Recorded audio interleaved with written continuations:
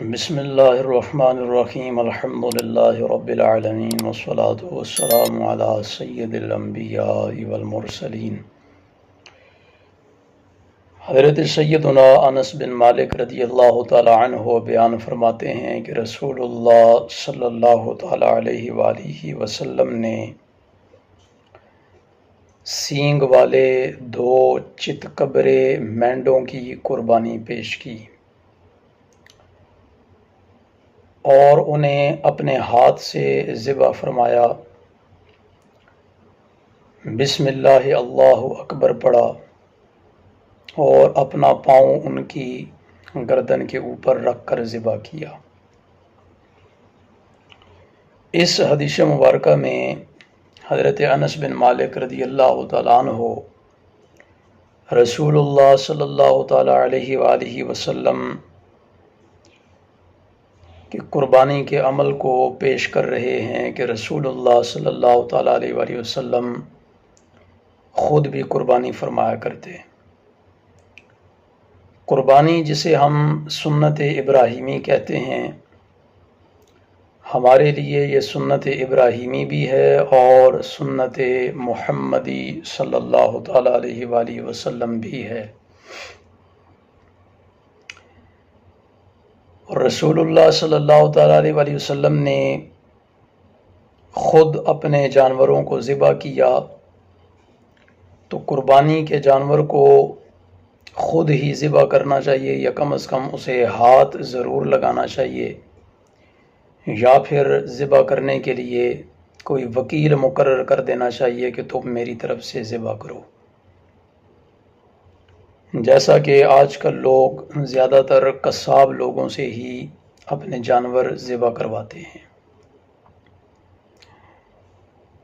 اس کے بعد بسم اللہ اللہ اکبر جانور کو ذبح کرتے وقت تکبیر کے کلمات پڑھے جاتے ہیں، اور اگر جانور پر جان بوجھ کر تکبیر کے کلمات نہ پڑھے تو اس سے جانور جو ہے وہ حلال نہیں ہوگا۔ اللہ رب العزت ہمیں صحیح انداز میں اپنے جانوروں کو قربانی کے وقت ذبح کرنے کی توفیق عطا فرمائے، اور تمام تر سنتوں کا اور تمام تر احتیاطوں کا خیال رکھنے کی توفیق عطا فرمائے۔ اس حدیث مبارکہ میں ایک بات بڑی اہم ہے، اور وہ یہ کہ انس بن مالک رضی اللہ تعالیٰ عنہ بیان فرماتے ہیں کہ رسول اللہ صلی اللہ تعالیٰ علیہ وآلہ وسلم 2 سینگ والے چتکبرے مینڈوں کی قربانی پیش کرتے۔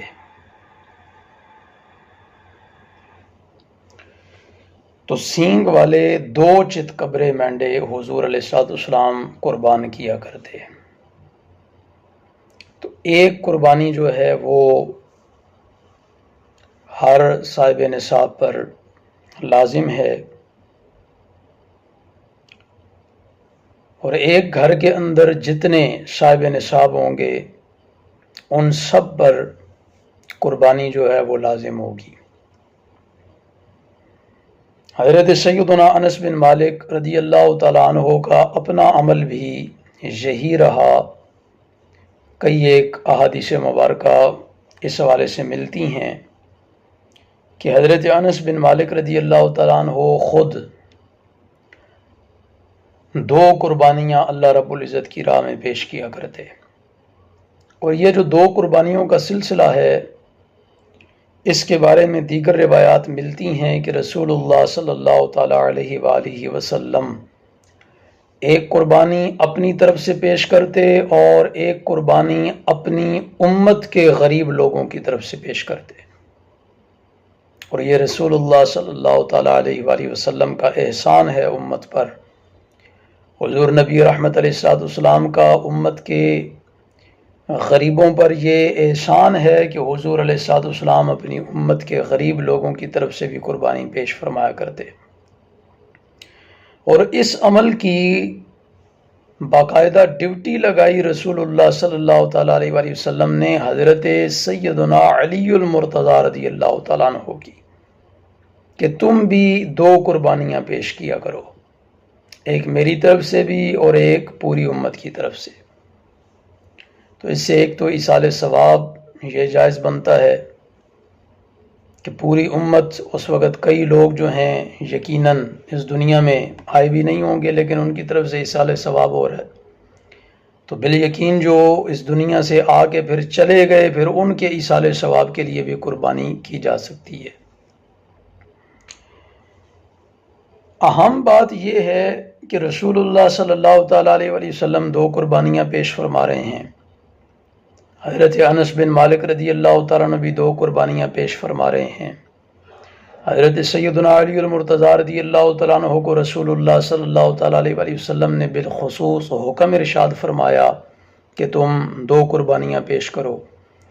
اور پھر حج کے موقع پر، یعنی جس سال رسول اللہ صلی اللہ تعالیٰ علیہ وسلم نے حج فرمایا، اس سال کے متعلق باقاعدہ روایات میں ملتا ہے کہ رسول اللہ صلی اللہ تعالیٰ علیہ وسلم نے 100 اونٹوں کو اللہ رب العزت کی راہ میں قربان کیا، اللہ رب العزت کی راہ میں پیش کیا۔ اب حضور علیہ السلام کی قربانی کے عمل سے ہمیں یہ بات مل رہی ہے کہ آپ ہر سال 2 قربانیاں پیش کرتے،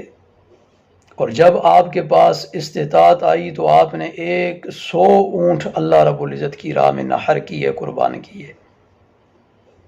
اور پھر صحابہ کرام رضوان اللہ تعالیٰ علیہ مجمعین، یعنی حضرت انس بن مالک رضی اللہ تعالیٰ عنہ نے تو اپنا معمول یہ بنایا ہوا تھا کہ وہ 2 قربانیاں اللہ کی راہ میں پیش کرتے،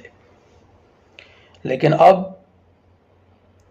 لوگوں کو کچھ ایسا مسئلہ پیش آ گیا ہے کہ بظاہر تو وہ قرآن و سنت کا لبادہ بھی اوڑے ہوئے ہیں اور کہتے اپنے آپ کو یہ ہیں کہ ہم قرآن و سنت والے ہیں، لیکن لوگوں کو پھر اس بات پہ زور دے رہے ہوتے ہیں کہ اگر پورے گھر والوں کی طرف سے، یعنی اگر ایک گھر میں تمام احباب جتنے بھی ہیں، اگر ان میں سے 4-5 حضرات صاحب نصاب ہیں تو ایک جو سرپرست ہے اسی کی قربانی سب سے کافی ہوگی، سب کے لیے ہوگی، سب کی طرف سے ہو جائے گی قربانی۔ عجیب و غریب معاملہ ہے۔ حضور علیہ السلام تو 2 قربانیاں پیش کر رہے ہیں، صحابہ کرام رضوان اللہ تعالیٰ علیہ مجمعین بھی 2 قربانیاں پیش کر رہے ہیں۔ پھر حضور علیہ السلام